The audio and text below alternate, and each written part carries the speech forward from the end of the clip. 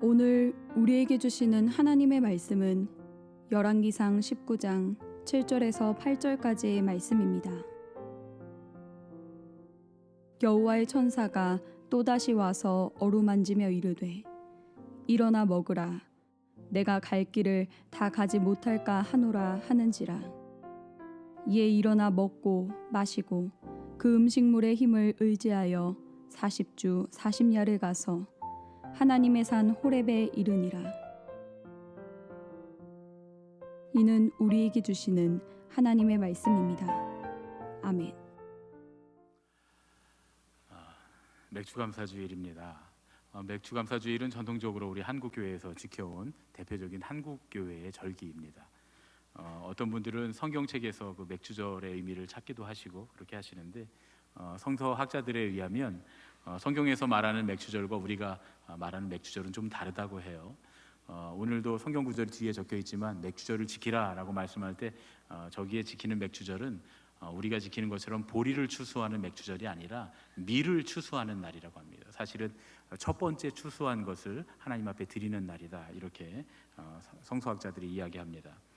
맥주절이라고 하는 것은 우리 한국교회에서 특별히 지키는 그런 절기인데, 한국교회의 교인들이 그동안 겨울이 지나고 나서 보리를 심고 나서 보릿고개라고 하는 참 힘들고 어려운 시간을 지나고 난 뒤에 첫 번째 보리를 추수하고서 하나님 앞에, 하나님 지난 반년을 잘 살게 해주신 것 감사드립니다, 이렇게 살아남게 해주셔서 하나님 앞에 은혜를 고백하게 해주신 것 감사드립니다 하는 의미로 1년의 절반 즈음에 7월 첫째 주에 하나님 앞에 추수한 것을 드리면서 예배하는 것에서부터 기원을 찾을 수가 있다고 합니다.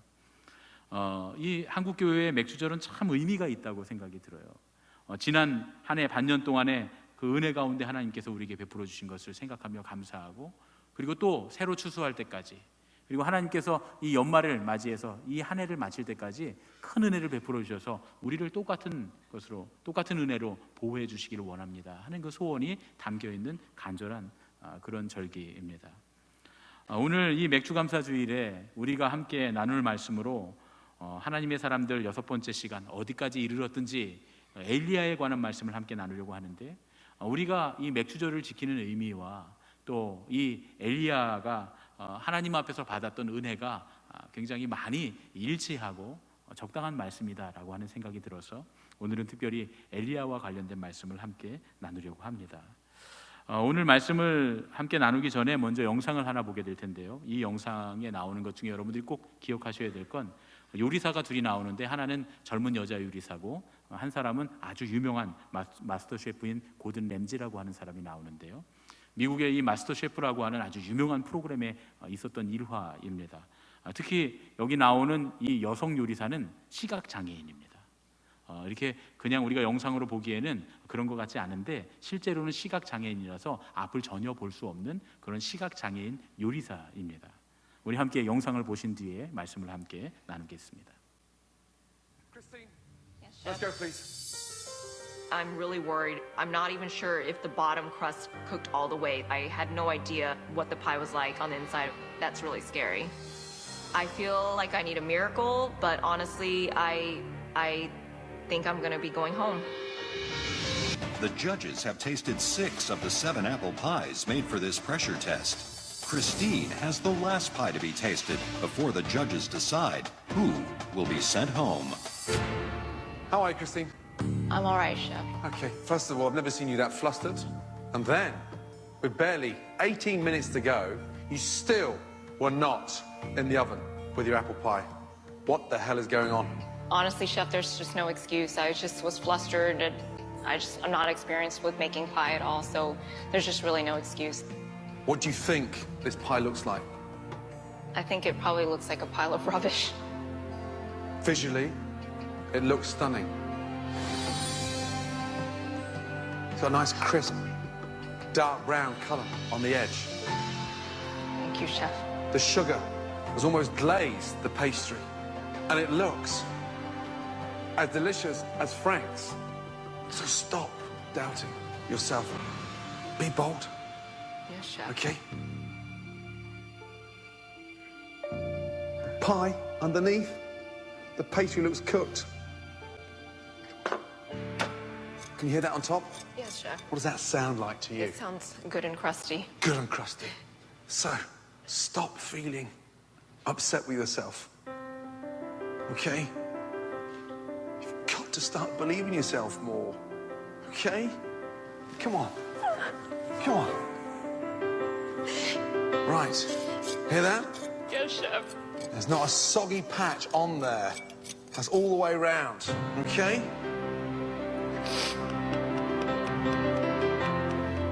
Can you hear that? On the balcony you can hear that, right? Yes, chef.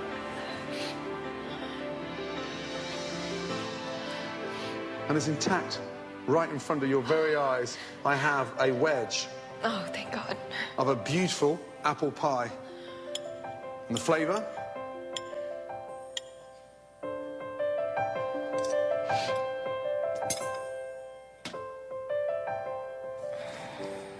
The flavour's amazing. Okay? It's delicious. So well done. Okay? Congratulations. Really good job. 저기 나오는 저 고든 램지라고 하는 그 마스터 셰프 이 요리사는 원래는 저렇게 좋은 말을 해주는 그런 요리사가 아닙니다. 악담을 하기로 아주 유명하고 그리고 아주 입에 상스러운 욕을 하기로 아주 유명한 그런 셰프입니다.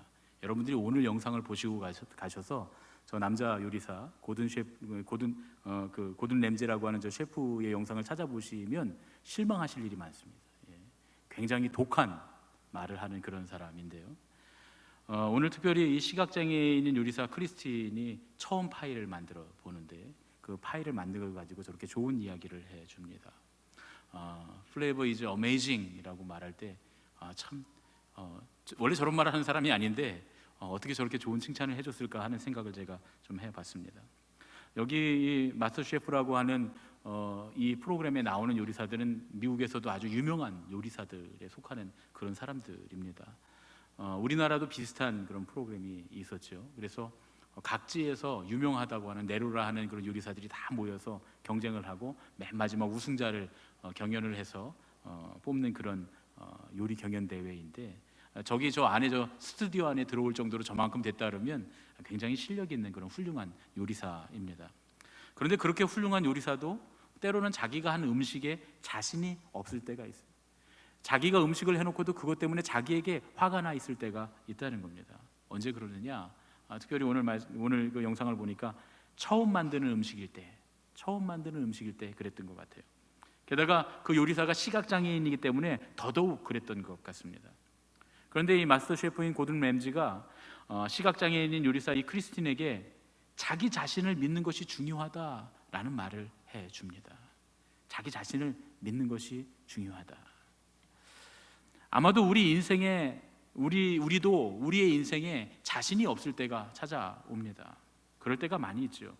그런데 하나님께서 우리의 신앙의 삶을 살아온 우리의 신앙의 삶을 바라보시면서 이 고든 램지처럼 말해주신다면 얼마나 좋을까요? 믿어라. 네가 그동안 살아왔던 신앙의 삶을 신뢰하고 믿어라. 잘 살았다. 또 앞으로 네가 헤쳐나가야 될 신앙의 삶을 믿어라. 신뢰해라. 앞으로도 잘 살 것이다. 이렇게 말씀해 주신다면 얼마나 좋을까요? 우리가 반년을 마무리하고 또 반년을 준비하는 이 맥주감사주일에 또 우리의 인생, 지금까지 살아온 우리의 인생을 다시 한번 돌아보고 앞으로 살아갈 우리의 인생을 바라보는 이 시간에 하나님은 과연 이 인생의 기로에서 우리에게 뭐라고 말씀하실까? 오늘 로뎀나무 아래에서 하나님을 만났던 엘리야를 통해서 그런 은혜를 함께 나누려고 합니다. 먼저 엘리야의 인적 사항을 좀 보겠습니다. 엘리야라고 하는 이름은 여호와는 하나님이시다라는 뜻입니다. 엘리야, 여호와는 하나님이시다. 이것 외에 더 어떤 신앙 고백이 필요하겠습니까? 우리가 믿는 분은 하나님이신 줄로 믿습니다.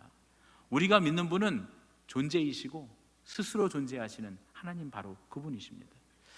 엘리야의 인적 사항을 보면 엘리야는 길르앗 사람이었다고 해요. 길르앗 지파의 디셉이라고 하는 그런 가문의 사람으로서 북왕국 이스라엘의 최고의 선지자가 됩니다. 아니, 이스라엘 역사의 최고의 선지자가 됩니다. 예수님께서 변화산에 올라가셔서 변화산에서 모세와 엘리야와 함께 대화를 나누셨다라고 하는 일화는 아주 유명합니다. 왜 하필이면 모세와 엘리야였을까요? 모세는 율법을 대표하는, 구약 율법을 대표하는 사람이고 엘리야는 구약의 예언자, 선지자들을 대표하는 사람입니다. 그래서 예수님과 엘리야와 모세가 함께 만났다라고 말할 때 사실은 제자들은 모세와 엘리야와 만난 예수님이 위대하시다라는 걸 보여주는 그런 일화라고 생각했겠지만 사실은 거기 있었던 모세와 엘리야가 얼마나 위대한 사람인가도 보여주는 장면입니다. 왜냐하면 그들이 예수님과 함께 대화를 나누는 사람들이었으니까요. 엘리야는 그만큼 이스라엘 역사 가운데 가장 위대한 예언자로 일컬어지는 사람입니다. 엘리야는 털이 많았다 그래요. 저는 좀 털이 없는 편인데 엘리야는 털이 아주 많은 털복숭이였다 그럽니다. 그리고 허리에는 가죽띠를 두르고 있었답니다. 여기 남자분들 대부분 허리에 가죽띠를 다 두르고 계시죠. 아마 우리가 근데 차는 이런 가죽 허리띠가 아니라 이 가죽을 두껍게 해서 털이 부슬부슬 나 있는 아마 그런 류의 허리띠가 아니었을까, 요대 비슷한 허리 받쳐주는 그런 허리띠가 아니었을까 생각을 해봅니다.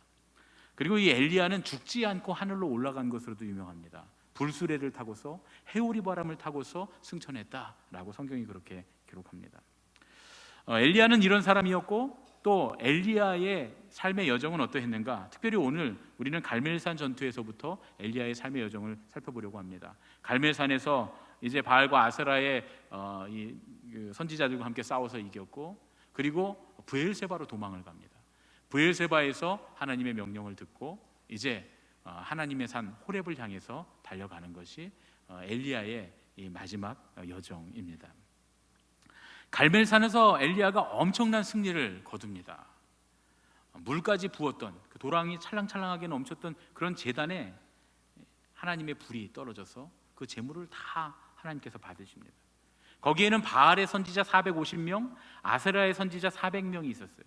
그들과 함께 싸워서 승리해서 기손 시내가에서 그들을 전부 다 처단합니다. 다시 말하면 950대 1로 싸워서 이겼다는 거예요. 엄청난 승리 아닙니까? 950대 1의 승리를 엘리야가 거둡니다. 그렇게 끝났느냐? 그렇지 않습니다. 갈멜산의 승리 직후에 엘리야가 기도하기 시작하는데, 엘리야가 하나님 앞에 기도드렸을 때 3년 동안 그 북왕국 이스라엘 땅에 비가 내리지 않습니다. 3년 동안 내리지 않던 비가 엘리야가 하나님 앞에 간절히 엎드려서 기도하니까 다시 비가 쏟아지기 시작합니다. 이 엘리야의 기도로 인해서 비가 막 쏟아질 때 그 엘리야의 승리의 감격은 이루 말할 수가 없었습니다. 그 장면이 열왕기상 18장 45절 46절에 잘 나타나 있습니다. 얼마나 승리에 도취되어 있었는지 우리 함께 읽어보겠습니다. 조금 후에 구름과 바람이 일어나서 하늘이 캄캄해지며 큰 비가 내리는지라 아합이 마차를 타고 이스라엘로 가니 여호와의 능력이 엘리야에게 임함에 그가 허리를 동이고 이스라엘로 들어가는 곳까지 아합 앞에서 달려갔더라. 할렐루야. 여기 여호와의 능력이 그에게 임했다라고 하는 것이 중요합니다. 아마도 이 비가 막 쏟아지기 시작하니까 아합 왕은 패배했기도 했고 또 비가 쏟아지기 시작하니까 얼른 성으로 들어가려고 했던 것 같습니다. 마차를 몰아서 막 달려가는데 하나님의 영이 엘리야에게 임하니까 엘리야가 그 마차 앞에서 왕궁까지 달려갔다는 거예요. 얼마나 대단한 일입니까? 아마 그 장면을 여러분 한번 상상해 보세요. 정말 신나서 정말 소리를 지르며 환호성을 지르며 우리가 승리했다고, 하나님께서 승리하셨다고 막 소리를 지르면서 그 달리는 말 앞에서 엘리야가 달려가는 모습을 여러분 한번 상상해 보십시오. 완전한 승리, 완벽한 승리. 이 삶의 이 인생에는 다시는 없을 것 같은 가장 큰 승리를 거둔 순간이었습니다. 그런데 놀랍게도 이 승리의 효력이 하루를 가지 못합니다. 정말 하루를 가지 못합니다. 갈멜산에서 바알과 아세라의 선지자들이 패배했고 죽임을 당했다라는 이야기를 들었던 이 왕비 이세벨이 이를 갈면서 내일 반드시 내일 죽이겠다, 내일까지 반드시 엘리야를 죽이리라 자기들의 신 앞에서 맹세하면서 현상금을 걸고 자객을 보내서 엘리야를 죽이려고 합니다. 엘리야는 자객들의 쫓아오는 그 자객들을 피해서 광야로 도망갑니다. 브엘세바까지 도망간 뒤에는 쫓아오던 제자도 너 여기 머물러 있어라, 나 혼자 도망간다 하고 혼자서 광야의 하룻길을 더 도망갑니다. 그렇게 광야의 하룻길을 더 도망가서 지쳐서 쓰러진 곳이 바로 로뎀나무 아래였습니다. 달려가다 보니 작은 로뎀나무 하나가 있으니까 그 그늘로 들어간 거죠. 광야길이니까 얼마나 덥습니까? 그 뜨거운 햇빛을 피해서 로뎀나무 아래 그 그늘 아래 쓰러져 있는 엘리야, 참 마음이 참담하고 힘들었던 모양입니다. 엘리야가 뭐라고 말하냐면 하나님 이만하면 족합니다. 무슨 얘기죠? 나 그냥 여기서 딱 죽었으면 좋겠습니다. 하나님 그냥 나를 데려가셨으면 좋겠습니다. 나는 이제 포기합니다. 이만하면 됐습니다. 자기의 삶을 포기하고 로뎀나무 아래서 죽기를 청하고 있는 이 엘리야에게 하나님께서 2번이나 천사를 보내십니다. 그리고 그 엘리야에게 구운 떡을 먹이시고 물을 먹이십니다. 또 구운 떡을 먹이시고 물을 먹이십니다. 그리고 그에게 용기를 불어넣어 주십니다. 엘리야는 지금까지 도망왔던 길보다 훨씬 더 먼 길, 먼 사막을 횡단해서 하나님의 산 호렙까지 달려갑니다. 용기를 얻고 일어나서 하나님을 만나기 위해서 호렙산으로 달려갔는데 그곳의 한 동굴에서 기도하면서 하나님을 기다립니다. 이제 하나님께서 그에게 나타나시는데 처음에는 바위를 부수는 바람, 여러분 바람이 바위를 부수면 얼마나 이 바람이 강해야 합니까? 엄청난 바람이 붑니다. 바위를 부수는 엄청난 바람이 불어가는데도 거긴 하나님 계시지 않았어요. 온 땅을 집어삼킬 만한 엄청난 지진이 일어납니다. 온 세계가 다 흔들리는 것 같은, 다 쪼개지는 것 같은 그런 지진이 일어나는데 그곳에도 하나님은 계시지 않았어요. 모든 것을 다 사르는 광야의 엄청난 불이 그 앞을 지나갑니다. 그런데 그 엄청난 불 가운데도 하나님은 계시지 않습니다. 그 후에 조용히 잠잠히 엘리야가 멈췄을 때 그때 하나님이 세미한 음성으로 엘리야의 마음에 들려주십니다. 하나님이 무슨 말씀하시냐면 너 다메섹으로 가서 하사엘을 다메섹의 왕으로 기름 부어 세워라. 두 번째로는 이스라엘 예후를 이스라엘의 다음 왕으로 기름 부어서 세워라. 그리고 마지막으로는 엘리사를 너의 후임으로 이스라엘의 선지자로 기름 부어 세워라. 이 세 가지 사명을 엘리야에게 주십니다. 엘리야의 마음에 그런 의심이 들었던 것 같아요. 하나님, 저 예후랑 엘리사를 왕과 예언자로 세우면 뭐 뾰족한 수가 있습니까? 이미 다 아합과 이세벨에게 그 바알과 아세라에게 전부 다 무릎 꿇었는데 그런데 무슨 뾰족한 수가 있습니까? 하는 마음이 있었던 모양이에요. 그랬더니 하나님께서 엘리야에게 이렇게 말씀하십니다. 아직 바알에게 무릎 꿇지 않은 이스라엘의 7,000명의 용사들이 있다라고 말씀하십니다. 용기를 북돋아 주십니다. 그래서 엘리야가 일어나서 주님의 명령대로 따라갑니다. 엘리야는 이스라엘 역사 가운데 가장 위대한 예언자였습니다.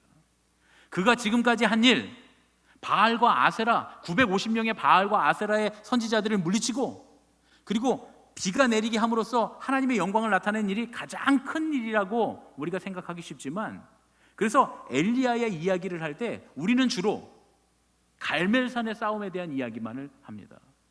그런데 엘리야 인생의 가장 큰 일, 하나님께서 베풀어 주신 위대한 일은 그 갈멜산에서 일어난 일이 아니라는 거예요. 엘리야는 그 갈멜산에서 승리하고 그 다음에 다시 실패했을 때, 좌절했을 때 이만하면 됐다, 이보다 더 큰 영광이 어디 있으랴, 난 이만하면 내 인생은 끝내도 괜찮겠다라고 생각했을 때 아직까지 하나님은 엘리야에게 더 큰 일을 준비하고 계셨습니다. 엘리야가 비록 이스라엘 역사 가운데 가장 위대한 선지자였다고 해도 북왕국 이스라엘의 하나님의 가장 영광스러운 때는 엘리야 시절이 아니었다고 하는 거예요. 그럼 언제입니까? 예후가 왕이 되고 엘리사가 선지자가 되었을 때, 그때 북왕국 이스라엘은 가장 하나님을 영화롭게 하는 믿음의 역사가 일어나게 됩니다. 여러분, 우리가 우리의 인생을 바라보면서 이만하면 됐지 라고 생각한다면 그러면 잘못된 생각입니다. 하나님의 생각은 그렇지 않습니다.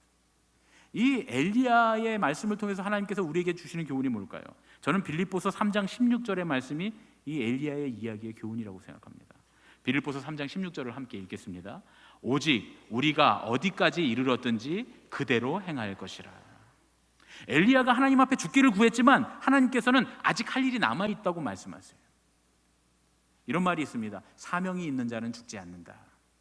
다시 말하면 살아있다면 사명이 있다는 거죠. 우리가 생각하는 것보다 하나님은 우리에게 더 큰 계획, 더 좋은, 더 많은 계획을 갖고 계십니다. 그래서 우리가 살아있는 거죠. 그래서 신앙인들 중에 왕년에 내가 라고 하는 말을 하는 건 어리석은 말입니다. 그건 어리석은 사람의 말이에요. 왕년에 내가 20년 전에 10년 전에 이렇게 신앙생활하고 이런 일들을 이루고 이렇게 했었지 라고 하는 말, 이런 말들, 내가 왕년에 돈을 많이 벌 때는, 내가 왕년에 힘이 넘쳐났을 때는, 내 왕년에 내가 열정이 넘쳐났을 때는 이렇게 하나님께 드렸었지, 진짜 신앙인의 말이 아니다, 그런 얘기죠. 하나님은 왕년이 아니고 앞으로 나에게 하실 계획을 갖고 계십니다. 엘리야도 엘리야 살아 생전에 하나님의 가장 큰 영광이 나타났던 게 아니에요.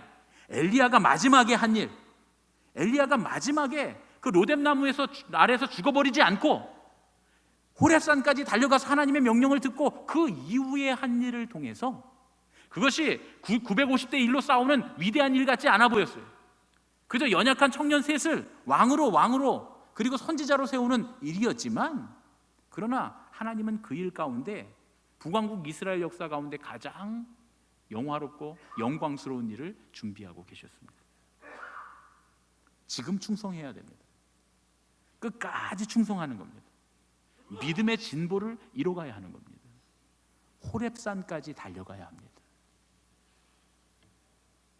엘리야가 지나온 길, 그 로뎀나무까지 걸어왔던, 갈멜에서 로뎀나무까지의 길보다 그 로뎀나무에서 호렙산까지의 길이 더 멀고 더 험난한 길이었습니다. 그리고 거기에는 아무런 영광도 없는 길이었습니다. 그러나 하나님께서는 그 길 가운데 하나님의 역사를 준비하십니다.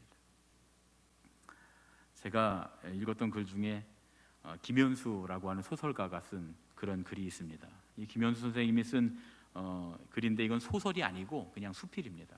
제목은 마라톤을 완주하는 방법이라는 글인데요, 제가 이 글을 읽고 굉장히 감동을 받았습니다. 제가 그냥 그대로 읽어드릴게요. 마라톤을 완주하는 방법, 먼저 1000m를 달립니다. 힘들지 않다면 한 번 더 1000m를 달려보세요. 이제 그렇게 41번만 더 달리면 됩니다. 시간이 오래 걸리긴 하지만 그렇다고 아예 할 수 없는 일은 아닙니다. 인생도 그와 마찬가지입니다. 에베레스트 등정도 내딛는 첫 발자국이 있어야 합니다. 한 번에 하나씩 작은 목표를 이뤄가다 보면 언젠가 큰 꿈도 이룰 수 있습니다. 가수가 되겠다면 지금 당장 노래를 부르세요. 소설가를 꿈꾼다면 볼펜이라도 하나 집어드세요. 시간이 오래 걸리긴 하겠지만 그렇다고 그게 불가능한 일을 뜻하는 건 아니니까. 그런데 뭔가 빠뜨렸군요. 바로 현실이라는 것. 우리가 디디고 선 이 세계의 중력의 법칙, 되돌릴 수 없는 시간의 진행, 예컨대 사과는 다시 하늘로 올라갈 수 없다거나, 예컨대 계란으로 바위를 깨뜨릴 수는 없다거나, 그와 마찬가지로 너는 장애인이니까, 좋은 대학을 안 나왔으니까, 가난한 집에서 태어났으니까, 뚱뚱하고 못생겼으니까, 원래부터 안 되는 일이라고 말하는 것, 아무리 원하고 노력하고 애를 써도 이 세상에는 할 수 없는 일이 있다고 말하는 것, 그런 게 바로 현실입니다. 현실 앞에서 우리 꿈은 보잘것없습니다. 실패한 자들을 위해서 마라톤을 완주하는 방법을 다시 소개하겠습니다.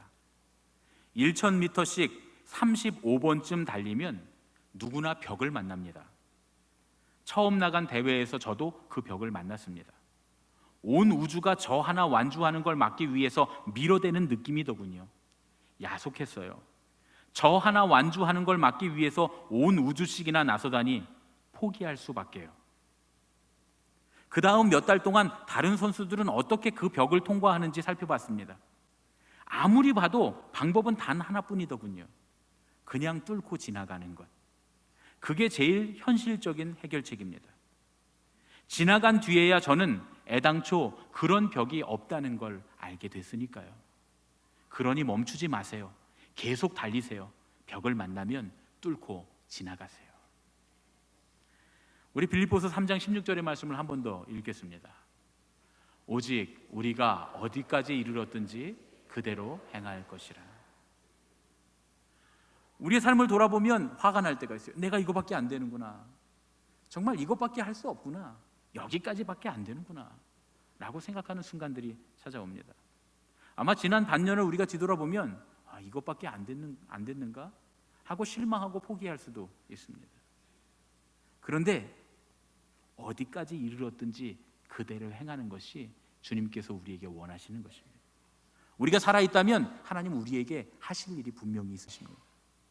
그러니까 지나온 삶에 우리 인생의 전성기가 있는 것이 아니라 아직 우리의 인생의 전성기는 찾아오지 않았다는 거예요.